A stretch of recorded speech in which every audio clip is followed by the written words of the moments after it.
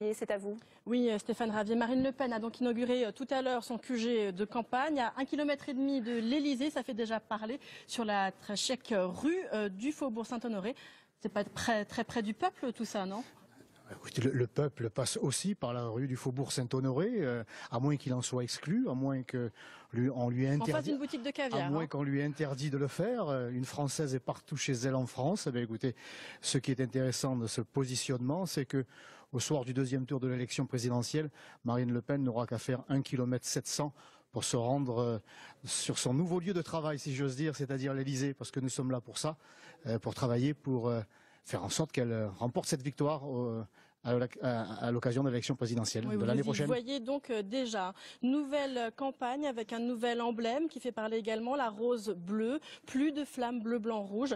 Est-ce que ça y est définitivement, vous rangez Jean-Marie Le Pen au placard? Mais c'est une élection présidentielle et comme le veut la Ve République, c'est une rencontre entre un homme ou une femme avec le peuple français. Il ne s'agit pas d'une candidate, en l'occurrence, d'un parti politique. Alors c'est peut-être vrai chez nos adversaires, mais nous il s'agit d'une candidate libre, soutenue bien sûr par le Front National et sans doute par d'autres partis, qui se présente devant les Français avec ce logo, cet emblème de rose bleu. Alors la rose, c'est plutôt ce qui représenterait la gauche, le bleu, ce qui caractériserait la droite. Eh bien, Marine Le Pen a l'ambition, elle, non pas de rassembler la droite ou de rassembler la gauche, mais de rassembler le peuple français. Mais vous empruntez aux deux, finalement. Nous n'empruntons rien à personne, puisque le peuple n'appartient à personne.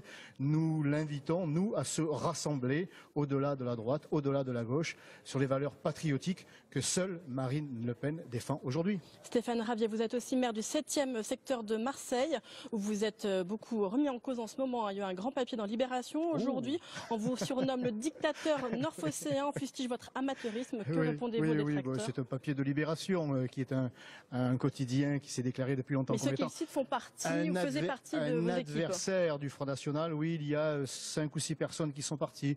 Les enfants gâtés de Stéphane Ravier, en réalité, vous savez, la majorité qui compose cette mairie de secteur, eh bien, comporte encore 29 élus. Donc la mairie de secteur travaille au service des habitants des 13e et 14e arrondissements, et elle travaille bien, et elle travaille mieux. Tout va bien, donc Stéphane Ravier. Tout va très bien, au-delà de l'agitation médiatique qui est déjà en train de retomber. Ah oui, justement, demain, il y aura encore de l'agitation médiatique puisqu'Emmanuel Macron se rend à Marseille. Que pensez-vous de ce candidat qui vient chambouler la présidentielle aujourd'hui, qui se présente lui aussi comme un anti-système, en tout cas hors du clivage droite-gauche? Emmanuel Macron serait un anti-système, lui qui en est le pur produit, qui est le candidat des banques, puisque M. Hollande est quand même venu le chercher à son guichet de la banque Rothschild. Il incarne le libre-échange, l'ultralibéralisme qui a tant fait de mal à notre pays, et notamment à Marseille. 25% des Marseillais vivent en dessous du seuil de pauvreté. Monsieur Macron a une grande responsabilité dans cette situation. Merci beaucoup Stéphane Ravier d'avoir répondu à nos questions. Merci beaucoup.